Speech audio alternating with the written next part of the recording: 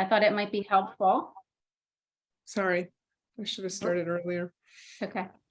So I thought it would be helpful for others to kind of see, how you could try things differently. And that's not to say that Orton Gillingham isn't effective. It is. I've used it successfully with kids, but I'm always just trying to learn more and improve my practice. So I feel like we never stop learning. Yep. And that was the same for me. As a reading tutor, I've spent years with one student or one or two students for 3 years, and I just wanted something that was a little more efficient. And lo and behold, this came up. So we want to share this information with all of our members. And without further ado, Jennifer, Cerra. Okay. So we're calling this instructional swaps, teaching the basic code with structured linguistic literacy. That's a little bit of a mouthful, structured linguistic literacy, but that's sort of the name that we're going with right now. Donna's part of a small group of teachers, educators that I've sort of recently, she invited me to join, and this is the name that we are kind of going with right now to try to create some clarity around what this approach is. So let's get started. So here are our goals for today. The first thing I'll do is describe the similarities and the differences between linguistic literacy. So that's what I'm going to be calling it, linguistic literacy for short, which is that speech to print approach and the speech to print instruction. So we'll look at the similarities and the differences. I'm going to highlight 5 instructional swaps that can be made when teaching the basic code. And what I mean by the basic code, we'll get into that more specifically in a minute.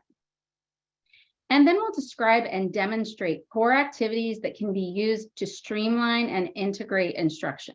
So those are the goals for today. So let's start with, what do I mean by the basic code? So I mean one-to-one sound symbol correspondence. So this would be your CVC words. These are when you're first teaching students how to read and spell. Your CVC words, your consonant clusters like stop and lump. And then I also include those common consonant digraphs, such as the SH pattern and ship. So to me, that's what I mean by the basic code. Now I want to distinguish the basic code from the advanced code. Because we are not going to be talking about the advanced code today. And what I mean by the advanced code is where we're teaching variations. So one example would be in the advanced code, we would teach the O sound with all of the most common ways to spell O. Now, this really is kind of a different animal than what I'm going to be showing you today. A lot of the philosophy behind it's the same, but the instructional methods are going to be a little bit different. So we thought it would make the most sense to start with the basic code today. And then at a later date, we'll dig into the advanced code, because if you try to do all of this at once, it can be very overwhelming. So today we're really just focusing on the basic code. So let's look at, when we're looking at similarities, linguistic literacy and that print to speech approach, or more traditional phonics approach. So we're teaching the same foundational skills. So the foundational skills are the same, but we go about teaching it differently. So what do I mean by the foundational skills? Well, one of them would be the alphabetic code. In other words, teaching those phoneme, grapheme correspondences and that connection. We also will teach phonological awareness, which, remember, is sort of that umbrella term. So when we talk about phonological awareness, we're recognizing and manipulating spoken parts of language, and that's all of the spoken parts. So syllables, rhymes, but then also getting into that phoneme level, which we know is critical. And both approaches spend a lot of time with blending and segmenting. So by blending, we mean we're putting those sounds together, and by segmenting, we're pulling those sounds apart. And then we're also looking at fluency. We're improving fluency, that rate, the reading rate, the accuracy, and also expression. So we're doing the same foundational skills, but we're doing them differently. So that's what I'm really going to be highlighting in this presentation. So when we look at linguistic literacy, what are the instructional differences? So here's some things that you're going to really see with a linguistic literacy approach that you might not see with the print to speech approach. The first one, which is really critical, is we're teaching the alphabetic principle. And what we mean by that is that our written language is a code for sounds. The sounds we say, which are the phonemes, are represented by letters, which are the graphemes. And a really easy way to explain this to students, if you're working with a 4 or 5-year-old or 6-year-old, even older kids, that letters are pictures of sounds. And the first time I had read that was in the Reading Reflex, which was the book that the creators of phonographics wrote. And it just really stuck with me. I thought that was a really great way of explaining it, because oftentimes kids don't really understand that. They don't really understand what letters are for, and they're really just pictures of sounds. Now, the instruction for a linguistic literacy approach is oriented around teaching the phonemes. We start with the phonemes. And of course, we teach those phoneme grapheme representations, but we start with the phoneme versus starting with the grapheme. When we look at the phonemes, we have between 40 to 44 phonemes, depending on dialect, but over 200 graphemes. So it's kind of daunting to think, oh my goodness, I have to teach all of the graphemes. No, you have to teach the phonemes and the different ways that we can show those phonemes. So it's a little bit less overwhelming, I think, from an instructional approach from the teacher's point of view and also from the students. We're also going to prioritize letter sounds over letter names. And I'm not saying not to teach the letter names, but we prioritize the sounds because it's the sounds that's actually going to help the student read and spell. Another big one is that mastery is not expected before moving to a new concept. And this actually is in line with my particular OG training. We really followed that philosophy as well. But you will see that many packaged OG programs do not follow that. And it can take, as Donna was saying, years for kids. We also know now that that's actually not how kids learn best. And so we'll get into the kind of scientific explanation about why we don't expect mastery before moving on. And then when we're teaching the advanced code, which we're not actually getting into today, but when we get to that advanced code teaching, we're teaching multiple sound spellings at once rather than one at a time. And so the example I gave in the earlier slide is we have many ways of showing O, and we would actually teach all of those at once. We would not teach one at a time. And that's very different from your traditional phonics. We also focus on spelling patterns rather than spelling rules. And I can tell you that for a lot of struggling learners, the amount of time it takes to teach them the rules, have them remember the rule, apply the rule, a lot of them, no matter how many times you go over it, they still don't remember it anyway. So we can find a better way. We don't have to have all of those rules. And then the last one, which is a really big one, is integrating the instruction. So these are the swaps we'll be going over. When we get to the last swap, that's when we'll be doing some video demonstrations. So I videotaped myself working with some students, and actually one student in particular, so you can kind of see the progression. But these are the swaps we'll be going over. So the first one is focus on the phoneme. Number 2 is lay off the letter names. Number 3 is start with speech. Number 4, pick up the pace. And number 5, integrate instruction. So let's start with swap number 1. We're going to focus on the phoneme. So instead of teaching phonological sensitivity activities, such as rhyming, having kids clapping syllables, try instead teaching at the phoneme level as soon as reading instruction begins. Now, for most kids, that's kindergarten, could be preschool for some. But we spend a lot of time in kindergarten with phonological sensitivity activities that actually don't move kids along for their reading and their spelling. So why am I suggesting this swap?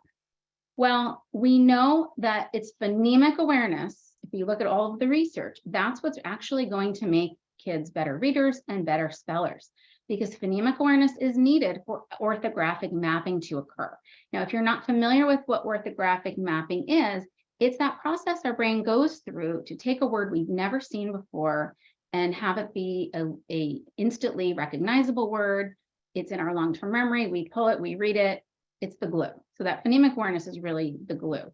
The words don't stick without it. So we really need to focus on that. We can do rhyming and syllables till the cows come home, but if we're not doing phonemic awareness, the words won't stick. So Susan Brady, and I'll kind of refer to this at the end when I go over some resources of different things you might want to look into. Dr. Susan Brady did a really great webinar on this very topic, and she goes through all of the research. So I'm not going to be going over the research, but if you're interested in finding out more about this, she talks about all of the research that supports letting go of those phonological sensitivity activities, focusing on the phoneme. And in a way, it's not as much a swap as it is sort of a deletion. If you can kind of let go of some of those activities, just focus on the phoneme. So what do we mean by phonemic awareness activities? So what are the ones we're really focusing on? So the research shows being able to segment. So if we have a word like mat, can we hear those individual sounds and pull them apart? At. And then blending. Can we put those sounds back together and read it? Mat. So we're pulling apart, we're putting together. So those two skills are critical. However, they're not enough. We need to also be able to manipulate phonemes, and we can do that through activities like word chaining. We can do oral phonemic awareness tasks where we are taking sounds out, putting sounds in. So if we have slip and we change slip to slap, we're putting in, we have the we're taking that out, we're putting in a.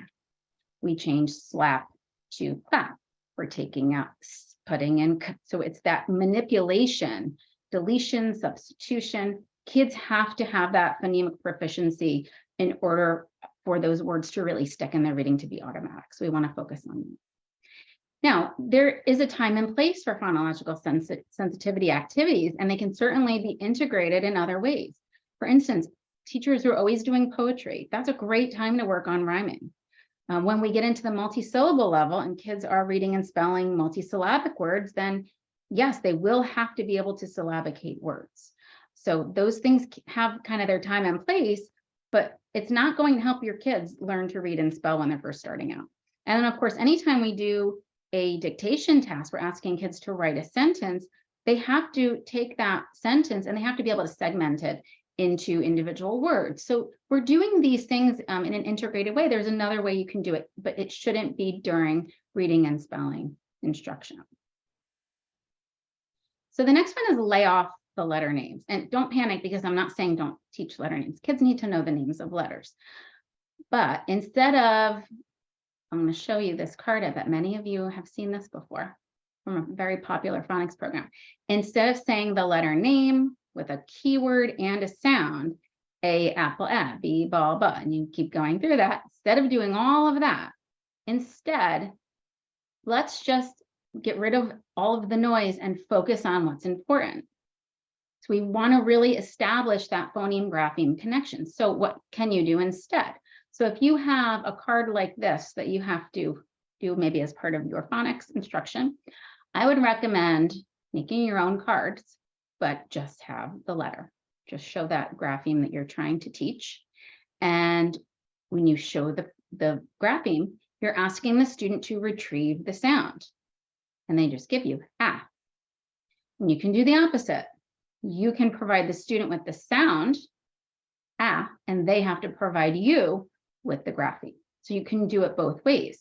Now, this is also in line with my OG training. We never used pictures. We did not say the letter name. That was confusing for our students. We only focused on the letter sound correspondence. So that's a really easy swap to make. Just focus on that phoneme grapheme connection.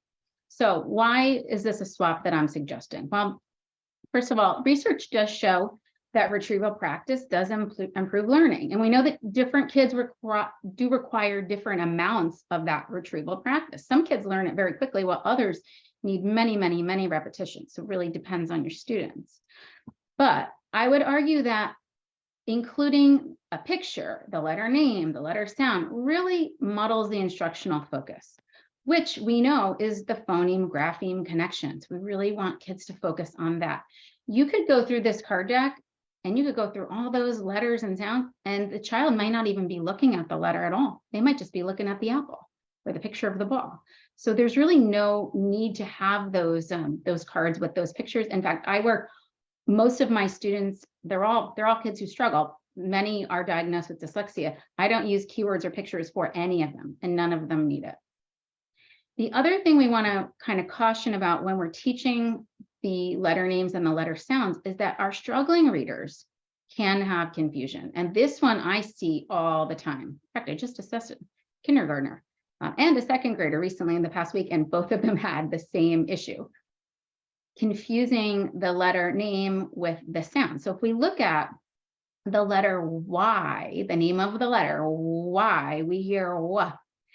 And so kids can have a lot of confusion with that. Now, if you're a typically developing reader, probably going to be fine learning both, although I would still say we should be focusing on the sound over the letter name. They shouldn't be of equal importance. But for your struggling learners, really confuse them. So we just have to be careful about that and be aware and really put the sound first. That will be better for all of our kids. Because when we first are working with students, we don't always know right away who will struggle. So we just have to be mindful of those struggling learners. So what am I going to recommend instead? So we know we have to teach the letter names and the sounds. So what can we do so that we're not confusing those struggling learners? Well, I'm going to suggest that anytime you're doing reading or spelling instruction, you refer to the sound. You focus on that sound and don't use them interchangeably. Now, if you're working with older students and you know that there's no confusion, that's a different situation. But when you're working with beginning readers, try to avoid using the letter names. However, we need to teach the letter names. So one idea is when you're doing your handwriting instruction, that could be a good time to review the names. So that way it kind of gives it a little bit of separation and might support your struggling learners. Now, I need to point out that most speech-to-print programs or linguistic literacy programs don't teach those sounds in isolation at all. They don't do the sounds, or most of them don't do the sounds or the graphemes in isolation.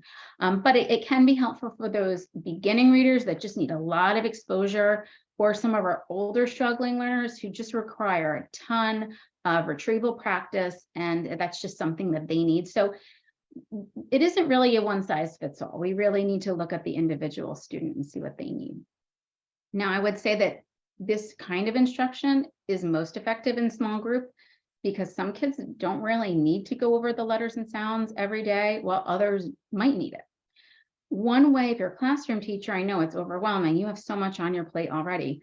One thing you could consider to monitor a student's understanding of sound symbol correspondence is just by doing a quick dictation. So rather than going through those cards every day and having everybody read it at the same time, you could check in with them and you could give a dictation. You say the sound and ask the students to write it. That way you know if they really know it or if they don't, because we do know that many of our kids are sort of writing the coattails of their classmates and they're not saying the sounds at all. They're not really getting anything out of that instruction. So that's just those are just a few things to consider when teaching those letter sound correspondences. Then we have swap 3, and this is a big one. We want to start with speech. So in a traditional program, phonics program, the teacher will start with the grapheme. They'll hold up a card with an SH and say, SH says shh. That's what's typical. Now, my training was not that way. I have to just say my training did actually start with speech and move to print. But we want to make sure that we are instead, oh, hold on, I see something in the chat. I want to make sure that it's not a message from Donna. Okay, I will definitely take questions at the end. So definitely put in your questions and we'll address that at the end. So sorry, I'm going to go back to that now. So instead of starting with the grapheme, we want to instead have the students start by saying a word and start with their speech, start by saying a word with that desired phoneme. And we want them to feel what they're saying, pay attention to what's coming out of their mouth. What are you saying? What sound is coming out of your mouth? So here's an example of how this could look. Now, I just want to also say, I will be going over this. You'll see a video demonstration of this. So after I go over it, if you're still a little fuzzy on what this looks like, we will be showing you this, what I'm describing, we'll be showing this in the videos. So for instance, I want to teach that SH is the sh and is the way we show the sh sound. How do I do that? Well, I would start by asking the student to say a word with that sh. So I'd say to the student, say ship. The student repeats it, ship. And then I'm going to have some placeholders. I might have numbers here, but I want to show the student that there are 3 sounds in ship. That's why I have 3 lines. And I'm going to say to the student, what's the first sound you said in ship? I'm going to drag my finger, showing them that there's 3 sounds, having them really pay attention to what are they saying? What's actually coming out of their mouth? So because first they have to say it and then they can hear it. So if you ask them that way, what's the first sound you said? And then you would have letter tiles to have the student build it. And then what's the second sound in ship? And then they build it. Last sound, what's the last sound in ship? And they would build the word ship. Now, there's more to it than this, which we'll get to, but this is how you would introduce it with speech and then moving to print. Now, why are we suggesting that we start with speech? Well, this reinforces the alphabetic principle that letters are pictures of our speech sounds. We always want to start with speech because speech is natural. That's what we're born with. But the graphemes, the letters, they're a human creation. They're man-made. And so we want to start with what's natural for the student, what the student already has, which is their speech. And swap number 4, which is a big one, is picking up the pace.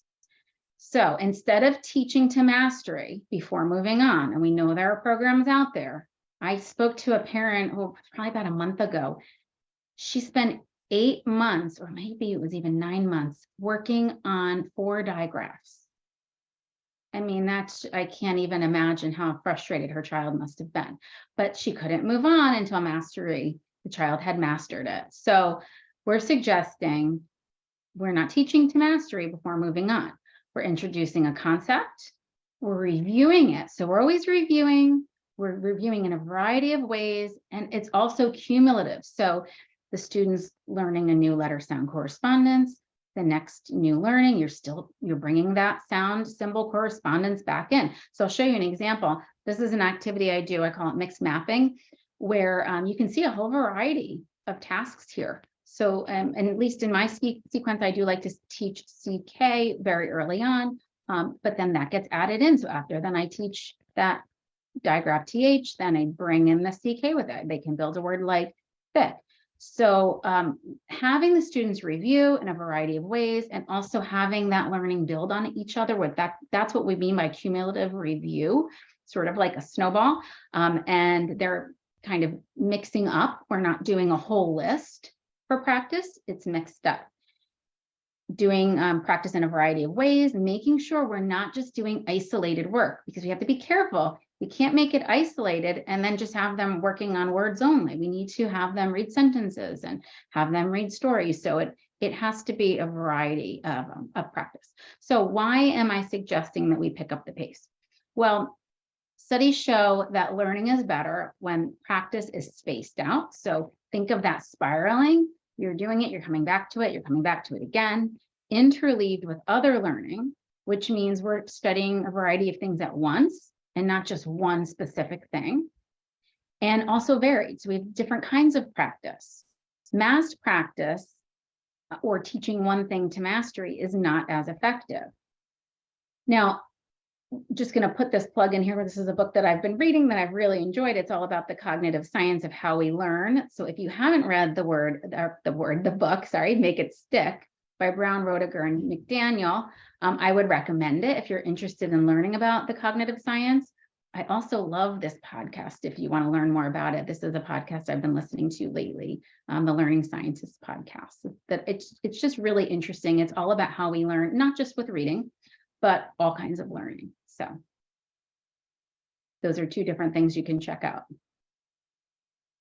And then our last swap, which is a biggie, is integrating instruction. So I'm just looking at the clock here, seeing how we are in time. So instead of teaching different skills in isolation, like we're going to do a little bit of phonemic awareness, now we're going to do a little code knowledge, now we're going to do a little reading, now we're going to do a little spelling.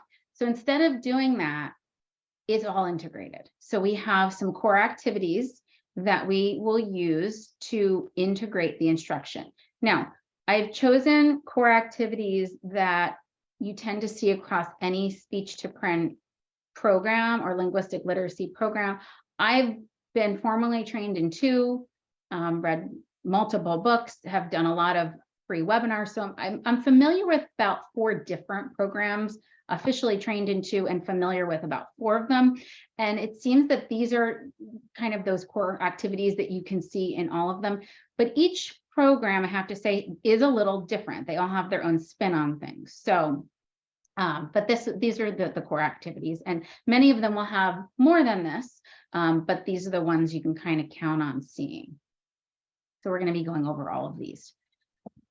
So we've got word building, word chaining, word reading and mapping, and then writing. So let's take a look at how all of these activities are so integrated. So we have word building, and that's usually used when you're introducing something new.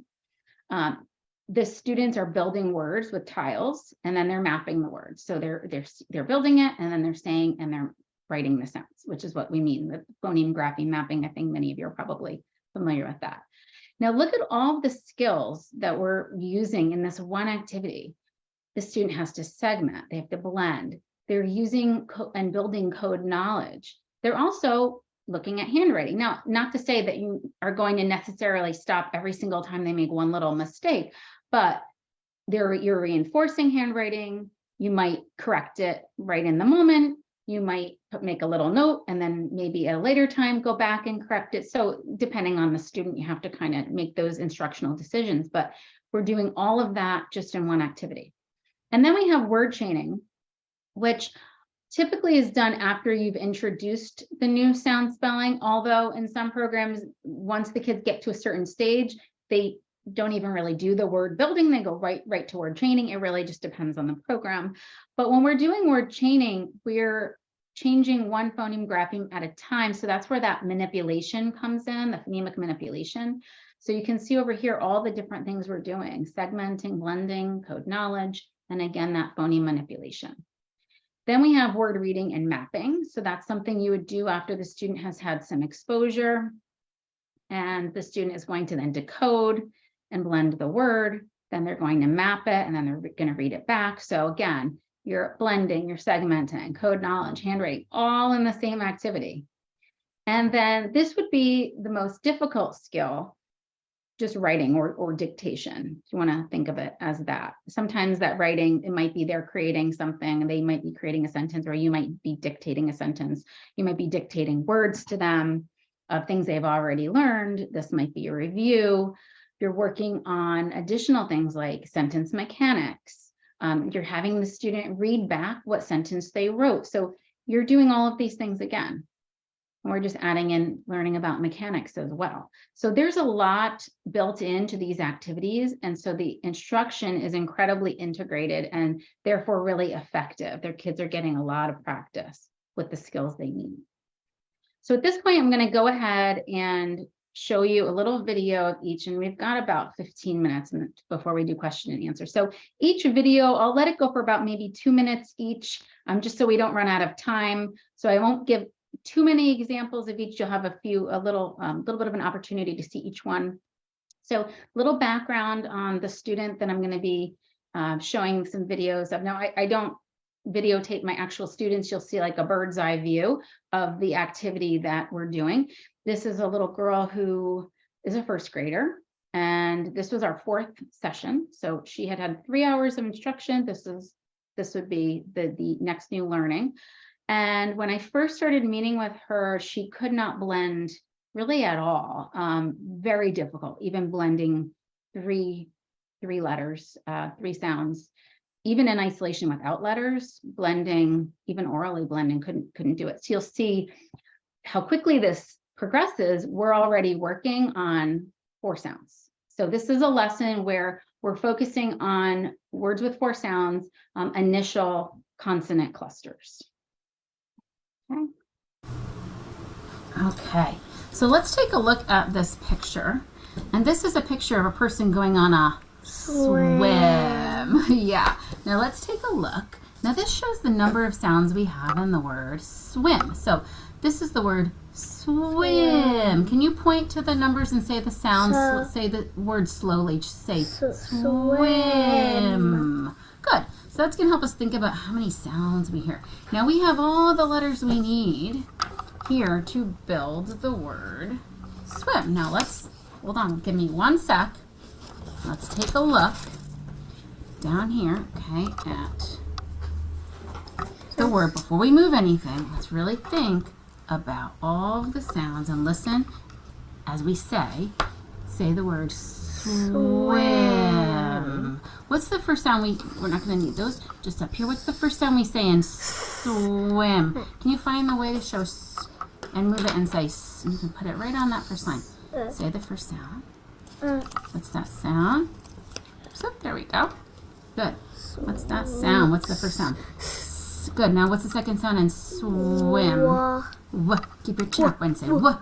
What about swim? What's the next sound in swim? Good. And what's the last sound in swim? Good job. Now what's our word again? So let's tap in. Good. Let's tap and say the sounds. Swim. Beautiful. Now I'm going to move them. I want you to tell me the sounds. You ready? What's the sound?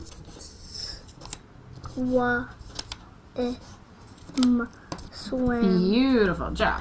Take this and can you go ahead and say and write the sounds? I'm going to say as we write. Good. So what's the next sound? Good. Good. Keep that chin up. Say Good. Now tap and read. Swim. Swim. Excellent job. Now what we're going to do.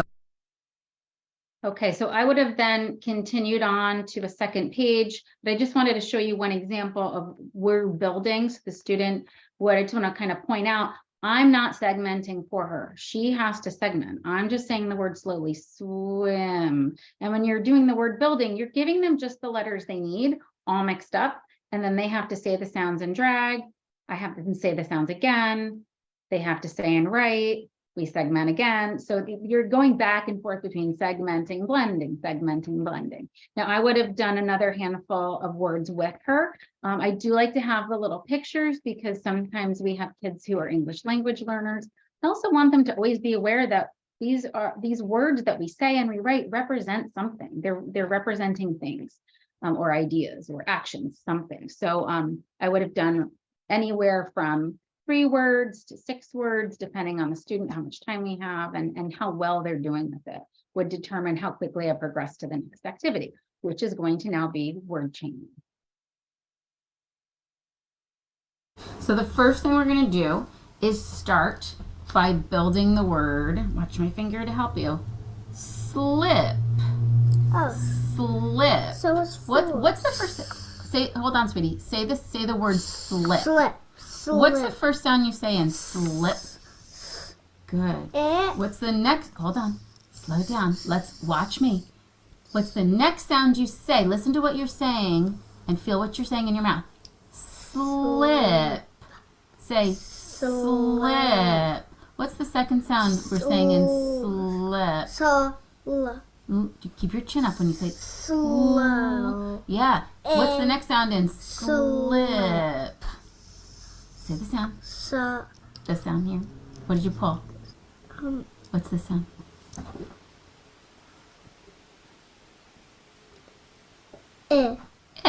So far we have slip. We need slip. Good. Now I want you to touch the numbers at the bottom. Say each sound. And blend it. Slip. Beautiful. Now, I'm going to give you a word to change this into, but we're only going to change one sound and one letter. Are you ready to listen? But you're going to repeat it after me because I want you to hear it and feel it in your mouth. Ready? You're going to change slip to slap. Say, wait, don't before you go to move it. I want you to say it. Slap. Slap. Before you move anything, I want you to touch and think. Say it. Say the word. Slap. There you go. Good. What are we changing? What's this sound? Now touch the numbers and touch and breathe. Slap. Beautiful. Now watch it because this is going to help you. We're going to take a sound away. We're taking a sound away. Watch me. Ready? We're going to look at my finger. We're going to change. Watch. Slap. We're going to take a sound away to sap. Sap. What's going away? The L. Yeah, so just stick that back over SoR. here. The ooh, good. Go touch and read the sounds for me. App. Slap. Now let's move this over and look, touch down here. App. Slap. App. So. What are the first two sounds? Tell me here. Put that together. So. Slap. There's no ooh there. Just say So. Sab. Sab. Sab. what's the sound here? Pa. App. Sap. Sap. Sap. Sap is from a tree. A sapling? Yeah, actually, a sapling's a baby tree. So the first thing we're gonna do. Okay, sorry, we're going to move on from that one. So there, you can see that blending is a really challenging skill for her. So what we had to first do is blend those first two sounds, that kind of continuous blending of sa, hold on to that sound, and then have the third sound. So this was a really challenging skill for her. But by pushing her a little bit harder and giving her some more challenging tasks, it's really helping her. You'll see as we progress through the different activities, how she is able to do so much more. It's kind of amazing how it works. But anyway, now we're moving on to word reading and mapping. So she'll be given a word to read. So she has to decode the word, and then she's going to map the words. We'll just do a couple of examples of this. Okay. Now for this, what we're gonna do is practice reading some words that have those 4 sounds. Okay, now before we're gonna read. So let's look at the first word. Glass. Good, keep that chin up when you say, ooh, so it's cool. Good, now saying right, you're gonna say, just write it down here and say the sound. You look at where your lines go. Let's try that one again. So we wanna start kind of down here. G, say g. Oh.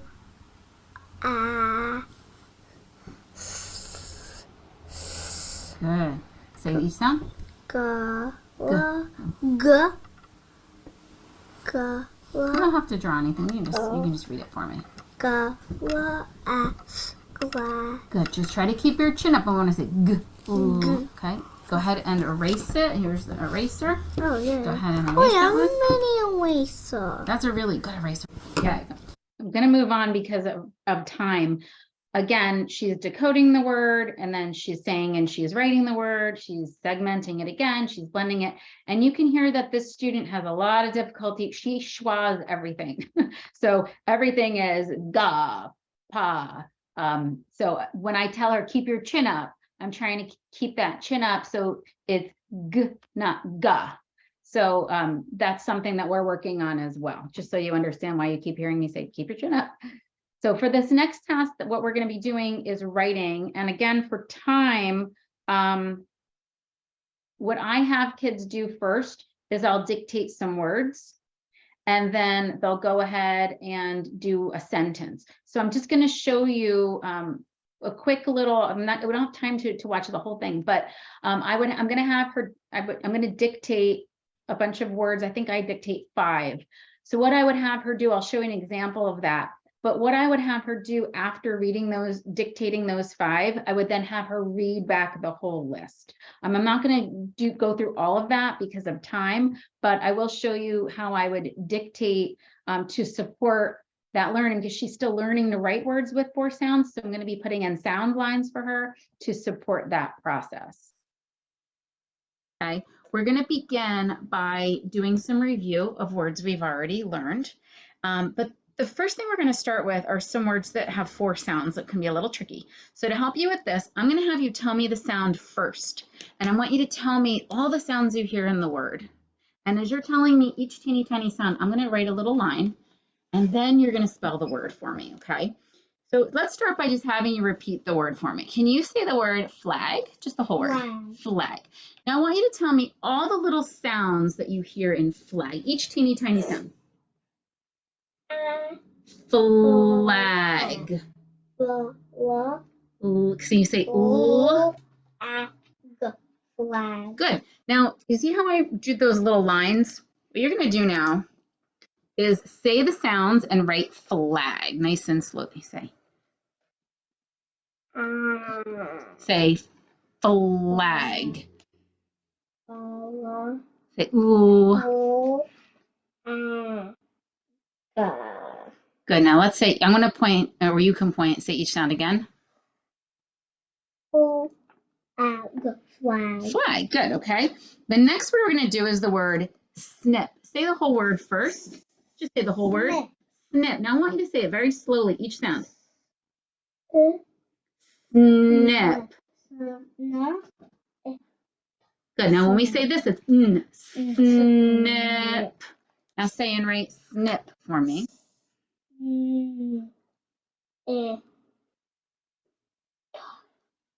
So let's look at this one again. When we make this one, we're going to start here, pull down, start here, pull down, bounce up and around. Good. That's good. All right. Our next one we're going to do, okay. So you kind of get the idea. After we had about 5 words, then I would have her go back and read those back to me. Okay. So now this is an example of a sentence dictation. Oh, good. You like writing the sentences? All right. I'm going to give you a sentence. I want you to repeat the whole sentence. And then I want you to write the sentence the best that you can, and then we'll check it together. What's that? These are my notes that I keep, so I know what I'm going to ask you to do. I have to plan before we do our lessons. Are you ready? Yeah. So repeat after me. Fred ran past them. Fred ran past them. Go ahead and write it. Fred ran past them. Fred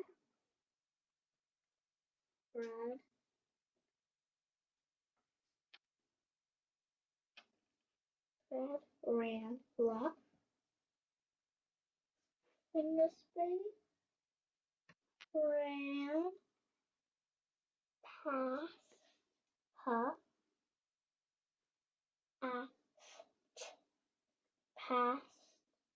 To each sound as you go. past them.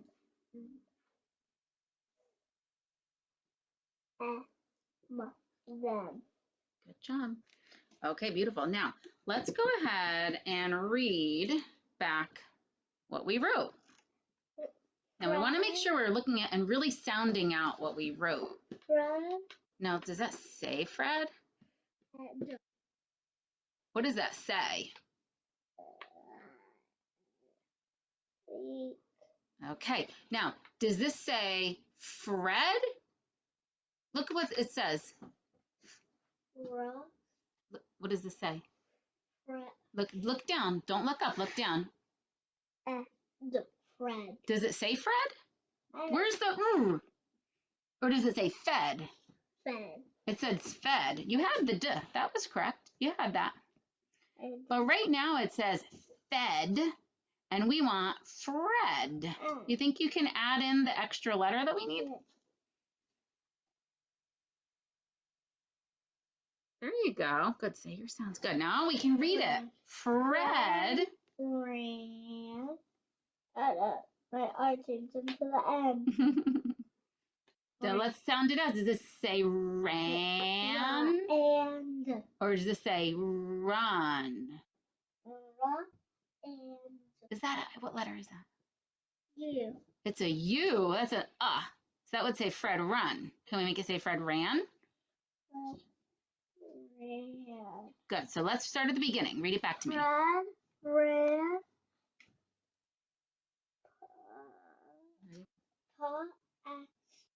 past them. Good job. Now let's read it again. Fred ran past them. Great job. Now.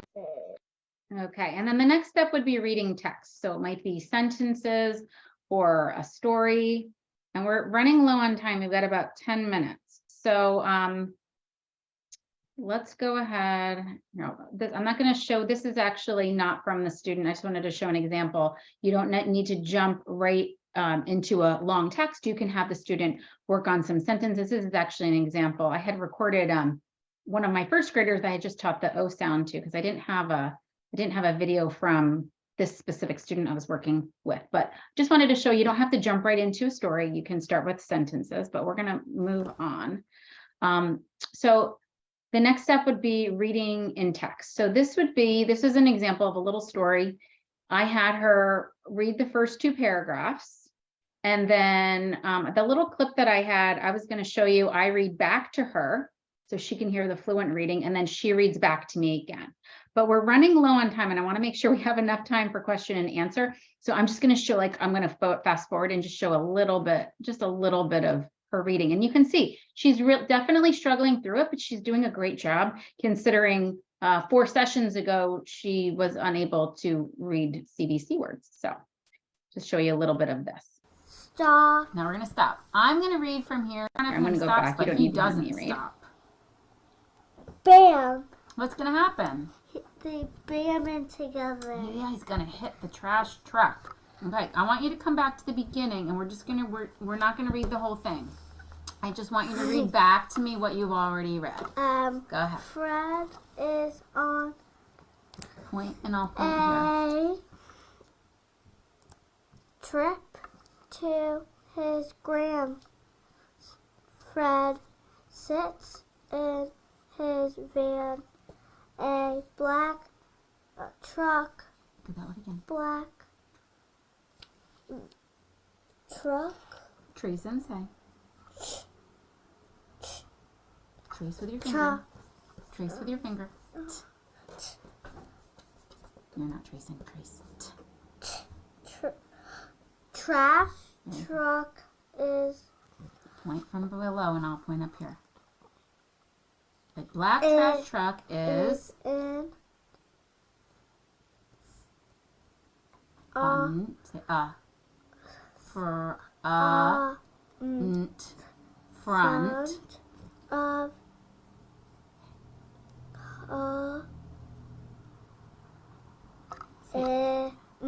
him. A black trash truck is in front of him. Stop. Okay, so, all right, so you could see, she's doing a great job with a lot of support. The rereading is really important for kids to support them. A couple of the error corrections that I'll use is have the student trace and say. That's what she was trying to do for truck. She will trace it with her finger. The other method is coding the word or dotting it or putting dashes. Dot and dash, which was something from Emily. That was the first time I had heard it called dot and dash, and I really loved that. So that's another error correction you can use with a student. So that shows you kind of how we then can take what she learned and have her apply it right away to reading. So learning more, some information some places you could go if you want to learn a little bit more about this approach. So there was a really great article in Reading Rockets. Some of you might have already seen it, by Janine Heron et al. And I think there were about 30 researchers who contributed to it, and just kind of goes over the benefits of a speech to print approach. So it's a great article. Look into that. Again, the phonemic awareness research, that webinar Dr. Susan Brady presented with Dr. Marnie Ginsburg. And if you just Google it, put their names in, it'll come right up. It's free. It's a really excellent webinar. Distinct Magazine. I think Donna might be able to share this link. There's a link in the PowerPoint, but she might be able to share this somehow with everybody. But Distinct Magazine did an entire, I don't know if the entire magazine art from this month is on linguistic literacy, but a lot of it is, with many different articles that you can learn about. It is. The whole month is. It is. Okay. And then we could put the link somewhere where people can access it. And then if you haven't read Diane McGinnis's book, it's excellent. Why Our Children Can't Read and What We Can Do About It. This really gets into the theory and why this approach works for kids. So I would highly recommend that book if you're looking to read something. And then in the meantime, Nikki Pratty created a really great Facebook group, Speech to Print, Structured Linguistic Phonics Exploration. So in that group, if you're interested, you should definitely join that group. She has a Know Your Options page where she lists all the different trainings, and there are some really good ones out there. One of the things to know is that the core elements are going to be similar, but each program is a little bit different. They have some different instructional routines. They kind of all have their own flavor of doing things. So if you want to try this approach, I would highly recommend doing some sort of training and using it with fidelity, at least at first, until you have it down and can see how it's meant. You really want to use it as it's meant to be used. So you don't want to piecemeal a bunch of things together. You want to really stick with something and do it with fidelity. And now it's time for questions. So Donna, I'm going to let you. I'm trying to find that link for you. Well, I can, you know what, while you're doing, if you could look at the chat, I can pull it off of my PowerPoint and stick it in the chat. Okay. I think that might be a good way to do it. And I can put in, So, well, let me see, put it in. I'll put it in the chat. Okay. And then I'll also put the webinar in the chat from about the phonics. So they're both in there now. perfect. Okay, so here are some of our questions. I'll do my best. Oh, you got this. Okay. Okay, could you put blanks for numbers of words in each sentence in dictation before student writes the words? Did you put blanks for the number of words? Oh, as a placeholder for each word? Yes. Yeah, I mean, I think for some kindergartners that can be helpful if they have difficulty with that. I know I remember my son's kindergarten teacher used to do that. And I think it depends on the student.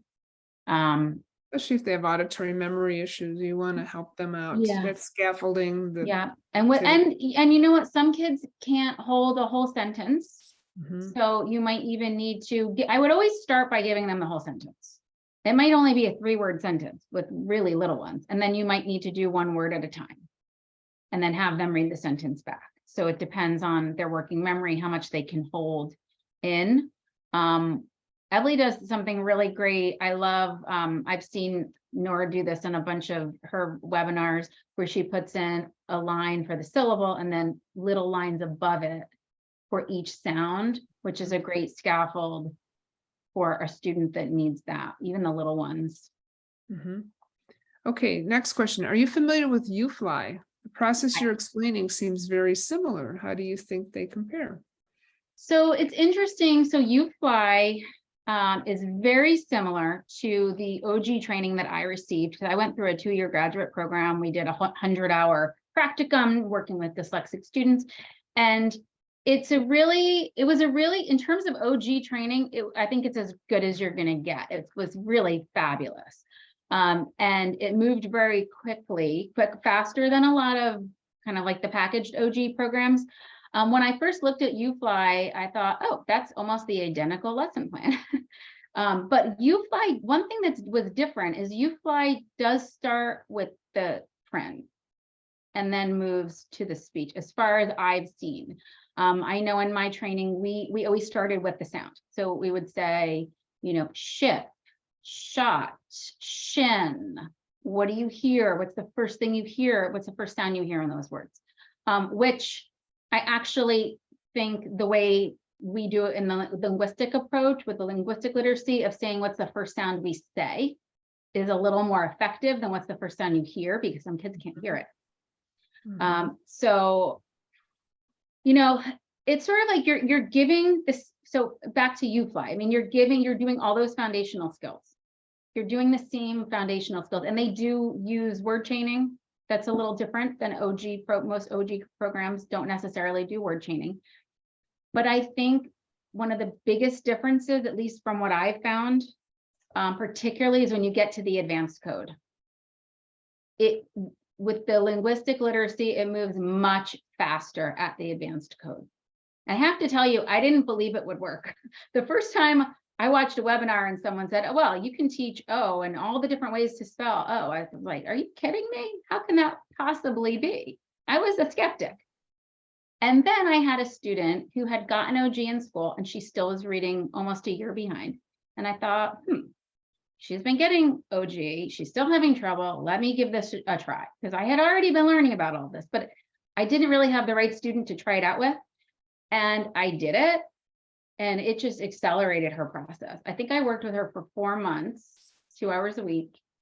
Her oral reading fluency went from 16 words a minute to 46 words a minute in 4 months. I mean, she's still behind, but huge gap was closed because we could accelerate just so much faster through all of the vowels. I mean, we finished all the vowels, all of them in 4 months.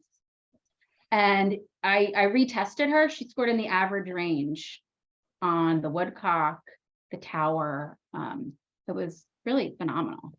Yeah, that's pretty impressive. Yeah. So I think that's the biggest difference. I do think it is at the advanced code where you're going to see the biggest difference. But I also, again, just to answer your question, I think UFI does start with here's the grapheme and the SH says shh, which is a little bit of a different approach. Right. Yeah.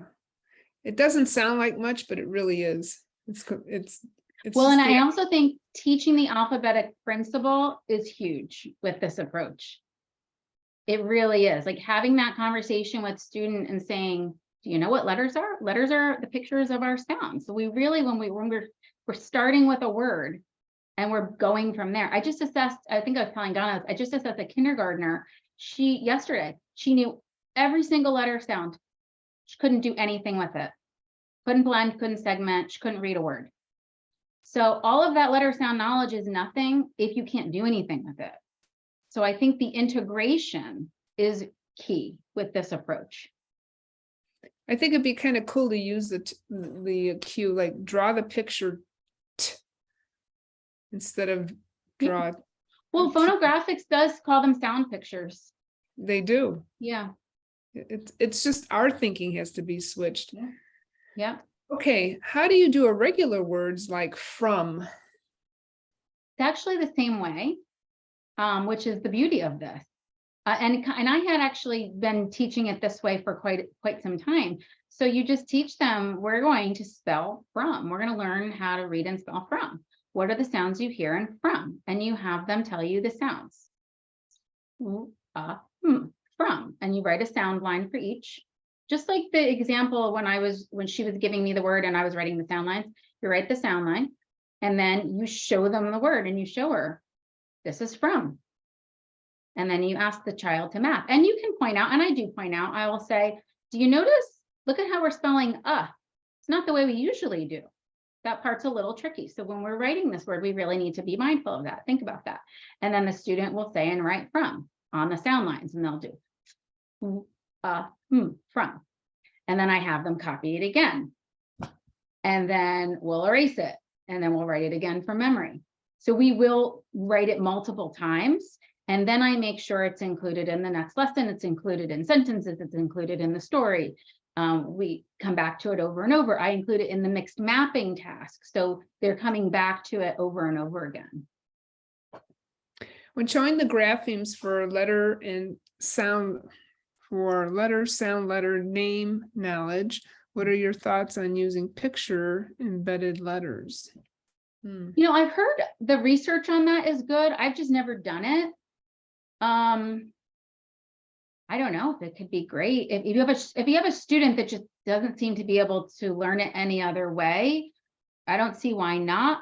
Personally, I've never needed to do it. I've never needed to go that route because even the kids that I do work with, some of whom are, at the first percentile. I just assessed one recently, first percentile. Actually, he was below the first percentile. I didn't even know that existed. It's below the first percentile across the board, this child, in everything. And I still haven't needed to do that. I can still teach him the letters and sounds using the methods that I shared. And he's doing great. He's actually, we just finished reading digraphs, words with digraphs. Okay, hang on. What's your expected time frame for lessons for small group? Well, that's a great question. So let's see. I mean, I work with intervention, so I only work with kids who are struggling, and I work in 1 hour blocks. I think if I'm understanding the question, like if you're organizing small group instruction, how much time would you spend? I think, is that the question per group? Yes, for small group. Yeah, if you're in an intervention, I think you have to probably have at least a half hour, and you're gonna have to kind of split it up over time. This is a little bit of a shift for me because I was so used to the OG lesson plan. I felt like every time I met with a student, I had to get through these steps, and I've sort of let go of that, thinking that I have to have the same, like do all of the same steps on every lesson. So now I don't do it that way. I have kind of like a sequence of skills. And then I do as much as I can in that time I've got with them. We always make sure we get to some text reading. And then the next time I meet with them, we pick up where we left off and we keep going. I don't know if that helps at all. If you're working in a gen ed classroom, it depends how much time you've got. I mean, I think you can look at what you've got and see which activities can you do that where you get the most bang for your buck. You know, things like word chaining and reading and mapping, and having different tasks that you do. Or if you go through a training program, they're going to give you a lot of information about that because every training program is different. So, you know, if you're doing like a reading simplified, she has certain activities you do in a certain order. If you go through EBLI, that's it's different. It's going to give you very specific activities and you're following a sequence. So every program is a little different. So it depends on what you're using. I don't know how else to answer that. I hope I kind of answered your question. You may have answered this already, but what about children with poor working memory and processing speed? Does it move too quickly for them? So it's very interesting that you asked that question. Most of the kids that I work with have issues with working memory. And one of the reasons I started this approach is I had a little girl I was working with, issues with working memory, very slow processing speed. She had, you know, a RAND deficit. I mean, pretty much weak phonological awareness, like everything you could kind of imagine, that perfect storm. And we had been doing OG for 2 years and she's making growth, but not quickly enough. And she really hit a wall. And I thought, I mean, when I tell you this kid kept me up at night, like worrying about her. And I just kept reading I talked to everybody that I knew. I just didn't know what else to do. And I did this. I started to do this. I started to really full on embrace the advanced code, teaching the advanced code the way linguistic literacy tells you to do it, following that. And she started moving. She started moving again. And not only did she start moving again, she was getting really defeated. Like in our OG lessons, she was just, I don't know, she wasn't happy coming. It started to really, intervention for 2 years, that's a lot of intervention. That's too long. It really is. And this kind of gave her new life, and she's got a pep in her step again. She's excited about what we're doing. She's making progress. Her oral reading fluency is improving. She may never fully catch up in terms of her reading rate because she has such severe processing issues, but she was able to really hold on to those different sound spellings. I mean, she needs a lot of review. We have to come back and we have to kind of hit them again. But I was really pleasantly surprised by how well she was able to do that. And I think it makes sense to them. It just makes sense. And we were doing multisyllabic reading as well.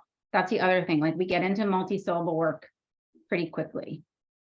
Well, I think kids, you know, they come with speech. That's the one thing they got, right? That's the one thing they can count on. Yeah. And I wish I had started this with her 2 years ago. Yeah, right. Which was actually 2.5 years ago. And I kind of wonder how it might have been different. Sure. If it had been, I don't know. I mean, I did the best I could and she was making growth, but yeah, it's definitely worth trying. It really is. If you're not sure, give it a try. I've become a believer. I really have. Tell people, in case people don't know what the advanced code means, what that means. Yeah, so when we get into the multiple sound spellings, so if you're not teaching, because you know, usually in a structured literacy approach, you're typically teaching one spelling at a time. So you teach AY, and then you wait, and then you teach AI, and then you wait, and then you see it takes a long time to get through it all. Now we're going to learn how to read and spell words with A, and we go through all the most common ones. And I think the other point that you hit on is that you don't wait for mastery. You can go on with about 70% accuracy. And because kids can start integrating that into their next skill set, it just starts happening. It doesn't have to be at mastery. I think that's like a misconcept that OG is just hammers away. You just can't move. You cannot move. And there's other programs too that are like that. Yeah.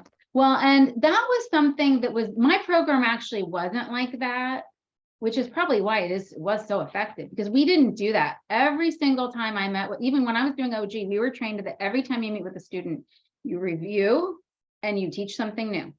And what that new thing was totally individualized to that child. So we always just kept going. But it's the vowels. They have to have access to the vowels and they have to have it faster. And I think that's one of the biggest differences from my training to this approach, is it gives them those vowels. They need those vowels to be able to read uncontrolled text. And keep in mind, that doesn't mean they can spell all of these words. Spelling takes years. There's a reason you continue to do spelling in 3rd grade. You continue to do spelling in 4th grade and in 5th grade. Like they're not going to master the spelling, and don't expect them to, and don't hold them back because they haven't mastered the spelling. The reading comes fast. I was shocked. I just did this with a 1st grader who was struggling. I started meeting with her in September. I only see her once a week most of the time, and we just did all the long O sounds. And I could not believe. And then I was away. She went away because it was holiday break. She came back. You know, she remembered every single one. She even remembered them off the top of her head. I couldn't believe it. I said, what are all the ways to spell? Oh, she rattled them off and wrote them. I just almost fell off my chair. And this was a kid that could hardly read CVC words in September. And she's in 1st grade. We underestimate their capabilities. Well, and also that it makes sense to them. I think this approach just makes a lot of sense. Yeah. Any Okay. other questions? There are no other questions that I can see. And thank you for your expertise. I just love listening to you. You're such a great speaker. I'm a Wilson person. Here's a question. How do I learn more about this? Well, I'll tell you what I did. I read the book, Diane McGinnis's book. It's a great book. The Reading Reflex book is another good book from Phonographics. I kept learning though, because I felt like there's needs to be more. So I kept trying to learn more and more. I did the Reading Simplified training. I did the Phonographics training. I'm constantly watching Nora Trabazi's webinars at Ebly. She's fantastic. Ebly does a lot of really unique things too. There are just so many great trainings out there. So I would recommend doing a training if you can. I know there are issues. There's cost to consider. There's the speech to print Facebook group, definitely. Yeah, right. And that's free. You can learn about it. A lot of former OG based programs, people who did those are on that group. And so they can speak from experience, how it was different. And I have to tell you that hearing from other people helped me kind of make a full jump in with both feet, just hearing the success stories from other people. But there are a lot of webinars out there, a lot of free videos you can watch to learn more. But if you can swing a training, I would recommend doing a training. I hope this gave you at least on a little bit of a background to, try some things out with some students. But if you're really serious about it, you want to do some sort of a training. I agree. All right, everyone. Thank you. We're going to continue doing more and more webinars on speech to print or structured linguistic literacy. And so watch for it. Thank you for being here tonight. Thank you, Jennifer, for your time and expertise. My pleasure. I love talking about literacy. My husband's happy. He doesn't have to listen to me yap in his ear about it all day. Someone else will. He knows way more about literacy than a finance guy should. Mine as well. All right. Good night, everybody. Good night.